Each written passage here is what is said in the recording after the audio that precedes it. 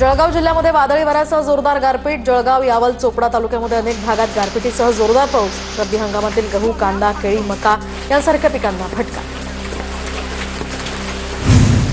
जळगावच्या रावेरमध्ये गारपीट आणि पाऊस तर केळी बागांना याचा तडाखा। मका, केळी पिकांनाही फटका। 500 हेक्टरवर नुकसान झाल्याचा कृषी विभागाचा अंदाज। तर तिकडे यवतमाळमध्ये सुद्धा काही दिवसांपासून वादळी वाऱ्यासह अवकाळी पाऊस। वादळी वाऱ्यामुळे राळे गावात प्रमोद ओंकार या शेतकऱ्याच्या केळी बागेचं नुकसानीचे पंचनामे करण्याची मागणी। नांदेडमध्ये पुन्हा जोरदार अवकाळी पाऊस तर आज आणि उद्या नांदेडला येलो अलर्ट। अवकाळी आणि गारपिटीमुळे शेतकऱ्यांचं पुन्हा नुकसान। यवतमाळमध्ये कृषी विभागाचा हलगर्जीपणा चव्हाट्यावर। आधारची माहिती चुकल्यामुळे 100 पेक्षा जास्त शेतकऱ्यांचं नुकसान। आधार कार्ड क्रमांक चुकल्यामुळे अनेक शेतकरी अनुदानापासून वंचित। संगमनेर तालुक्यातल्या 13 गावांमध्ये भीषण पाणी टंचाई तर 13 गावांना टँकरनं पाणी पुरवठा। उन्हाची तीव्रता आणखी वाढल्यास टँकरची संख्या सुद्धा वाढवावी लागणार। गोंदियामध्ये पाणी टंचाईच्या समस्येत वाढ होणार। सिंचन प्रकल्पात केवळ 35% पाणीसाठा तर मध्यम प्रकल्पामध्ये केवळ 44% पाणीसाठा शिल्लक। वाशिम जिल्ह्यामध्ये वाढत्या तापमानामुळे भूजल पातळी खालावली तर अनेक गावांमध्ये विहिरींच्या पाण्यात झपाट्यानं घट। जनावरं आणि शेतीसाठी लागणाऱ्या पाण्याचा प्रश्न यामुळे गंभीर। जालन्यात तापमानाचा पारा 42 अंशांवर। उन्हाच्या तीव्रतेचा सफरचंदाच्या बागेलाही फटका। खर्चही निघत नसल्यामुळे शेतकरी सध्या चिंतेत। नंदुरबार जिल्ह्यामध्ये तापमानात काहीशी घट। नंदुरबारमध्ये 37 अंश सेल्सिअस तापमान। त्यामुळे उकाड्यापासून हैराण झालेल्या नागरिकांना काहीसा दिलासा। नांदेडमध्ये शक्तीपीठ महामार्गाच्या विरोधात शेतकऱ्यांचा एल्गार। शेतकऱ्यांचा जमीन सीमांकनाला विरोध तर 15 तारखेला महामार्ग प्रशासनाकडून मालेगाव तालुक्यामध्ये पोलीस बंदोबस्तात जमिनीचं सीमांकन होणार। नंदुरबारच्या केलापाणी गावाला रस्ता नसल्यामुळे तरुणीला झोळीतनं नेण्याची वेळ तर आदिवासी भागात समस्यांचा पाढा कधी संपणार गावकऱ्यांचा सवाल। वाशिम जिल्ह्यामध्ये शिधापत्रिकांची तपासणी सुरू। रेशन कार्ड धारकांना वास्तव्याचा पुरावा द्यावा लागणार। यासह उत्पन्नाचीही माहिती तपासली जाणार। जालन्यात शिधापत्रिका धारकांना ई-केवायसीसाठी आता 30 एप्रिलपर्यंत मुदतवाढ तर 30 तारखेपर्यंत ई-केवायसी न केल्यास रेशन धान्य मिळणार नाही। चंद्रपूरमधील कार्यकारी अभियंता हर्ष बोहरेच्या घरी आढळली 8 लाखांची रोकड। न्यायालयाकडून हर्ष बोहरे आणि 2 कर्मचाऱ्यांना पोलीस कोठडी। हर्ष बोहरेच्या घरातील रक्कम एसीबीकडून जप्त। पुण्यामध्ये प्रियकराच्या मदतीनं स्वतःच्या मुलीचे अश्लील व्हिडिओ काढून आईनंच व्हायरल केले। फरार असलेल्या आई आणि प्रियकराला या प्रकरणी अटक। चंद्रपूरमधील गडचांदूर या शहरात 2 मित्रांच्या मृत्यूचं गूढ आणखीनच वाढलं। शवविच्छेदन अहवालानंतर मृत्यूचं कारण समजणार। दरम्यान 10 तारखेला एकाचा मृतदेह तर 1 जण बेशुद्ध अवस्थेत सापडला होता। नाशिक महापालिकेच्या आरोग्य विभागाकडून खासगी रुग्णालयांची अडवणूक तर नोंदणी आणि परवाना नूतनीकरणासाठीच्या कामात अडवणूक होत असल्याच्या तक्रारी। नंदुरबारच्या पातोंडा दहीदुले या रस्त्यावर पशूंवर उपचारासाठी वापरण्यात येणारा मुदतबाह्य औषध साठा उघड्यावर। संबंधित औषध साठा हा नेमका कुणाचा याची चौकशी पशुसंवर्धन विभागाकडून सुरू। भंडाऱ्याच्या वरठीमध्ये कचरा व्यवस्थापनाच्या जागेचा अभाव। राष्ट्रीय महामार्गालगतच कचरा जाळला जातोय। नागरिकांच्या आरोग्याशी खेळ होत असल्याच्या अनेकांच्या तक्रारी। यवतमाळच्या महागावातील पोस्ट ऑफिसमध्ये 17 लाखांचा अपहार। डाक सहाय्यक विरोधामध्ये फिर्याद दाखल तर नागरिकांच्या बचत खात्यातील पैशांमध्ये घोळ झाल्याचा प्रकार समोर। वर्ध्यात एटीएम कार्डची अदलाबदल करून फसवणुकीचे 2 गुन्हे उघडकीस तर एटीएम कार्ड, मोबाईल आणि रोख रक्कम असा 28,000 रुपयांचा मुद्देमालही त्याच्याकडून जप्त। हिंगोलीतील ग्रामीण भागाच्या रस्त्यांची दुरावस्था। मकोडी ते अडोळ रस्त्यावर मोठमोठे खड्डे। रस्त्याची दुरुस्ती करण्याची आता नागरिकांची मागणी।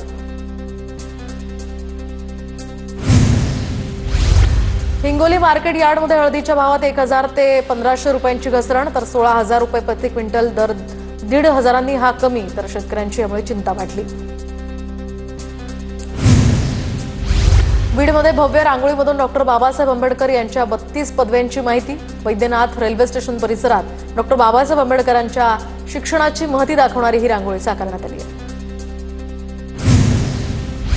महामानव डॉक्टर बाबासाहेब आंबेडकरांच्या जयंतीनिमित्त धुळे शहरातही शुभेच्छांचे बॅनर्स तर अनेक चौकात शुभेच्छा बॅनर लावण्यात आले। महापालिकेकडून बाबासाहेब आंबेडकरांच्या पुतळ्याला सुद्धा रंगरंगोटी। मनमाडमध्ये डॉक्टर बाबासाहेब आंबेडकर जयंतीची तयारी आता अंतिम टप्प्यात। डॉक्टर बाबासाहेब आंबेडकरांच्या पुतळ्याला आकर्षक सजावट। पुतळ्याला सांचीच्या स्तूपाच्या प्रतिकृतीची आकर्षक सजावट। पुण्याच्या मुळशी तालुक्यातल्या वाळेण या ठिकाणी देवीची बगाड यात्रा उत्साहात संपन्न। यावर्षी दीपक राघू साठे यांना बगाडाचा मान। दरम्यान मोठ्या संख्येने भाविकांची इथे उपस्थिती। जळगावच्या पाळधी गावामध्ये मंत्री गुलाबराव पाटलांनी दशामा भवानीचं नृत्य केलं, तर भवानी नृत्याचा आध्यात्मिक सोहळा भक्तिभावात या ठिकाणी पार पडला। सलग सुट्ट्यांमुळे शिर्डीतल्या साई भक्तांनी दर्शनासाठी अलोट गर्दी केली आहे, तर सकाळपासूनच साई संस्थांच्या दर्शन रांगा हाऊसफुल। दर्शनासाठी तब्बल 4 ते 5 तासांचा कालावधी लागतोय। करमाळा तालुक्यातल्या पांगरे इथल्या भैरवनाथ देवाची यात्रा मोठ्या उत्साहात संपन्न। यात्रेनिमित्त केसाच्या शेंडीच्या साह्यानं 12 गाड्या ओढण्याची ही परंपरा। करमाळा तालुक्यातल्या नागरिकांची इथे मोठी गर्दी।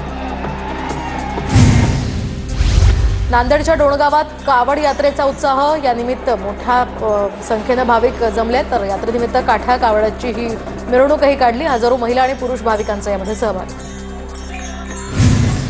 सोलापूरच्या अक्कलकोटचे ग्रामदैवत मल्लिकार्जुन महाराजांची यात्रा उत्साहात संपन्न। हर हर महादेवाच्या जयघोषात यात्रेची सांगता। भव्य नंदीध्वज रथोत्सवही यावेळी काढण्यात आला। जळगावच्या तोंडापूरमध्ये यात्रेनिमित्त अंबिकादेवी मंदिरात भाविकांची दर्शनासाठी गर्दी। भाविकांच्या जयघोषानं परिसर दुमदुमला। रत्नागिरी नगर परिषदेनं राबवलेल्या घरपट्टी पाणीपट्टी वसुली मोहिमेला यश। आतापर्यंत 80% वसुली पूर्ण, तर 11,23 लाख रुपयांची आतापर्यंत वसुली। परभणी जिल्ह्यातील 5 रेल्वे स्थानकांचा कायापालट होणार। रेल्वे विभागाकडून आधुनिकीकरण करण्यासाठी निधी मंजूर। गंगाखेड, मानवत रोड, पूर्णा आणि सेलू स्थानकांचा यामुळे कायापालट होणार। लातूर जिल्ह्यातल्या अहमदपूर आगाराला आता नवीन 5 बसेस उपलब्ध। 10 बसेस भंगारमध्ये मोडीत काढल्या होत्या, त्यामुळे आता नवीन बसेसमुळे ग्रामीण भागातील बससेवा सुरळीत होणार। जालना जिल्ह्यातल्या सरपंच पदाच्या आरक्षणाची अधिसूचना जारी, तर 389 ग्रामपंचायतींवर आता महिला राज असणार। जिल्हा प्रशासनाकडून निवडणुकीची तयारीही सुरू। यवतमाळमधील खेळाडू असलेली प्राजक्ता जलकेची न्यायाधीश पदाला गवसणी। कठोर परिश्रमाच्या जोरावर तिने हे यश संपादित केलं। प्राजक्ताचं आता सर्वच स्तरातनं कौतुक। 68व्या राष्ट्रीय शालेय वेटलिफ्टिंग स्पर्धेमध्ये मनमाडच्या आनंदी सांगळेनं पटकावलं सुवर्णपदक। क्रीडा स्तरातनं आनंदी सांगळेचं सर्वत्र कौतुक।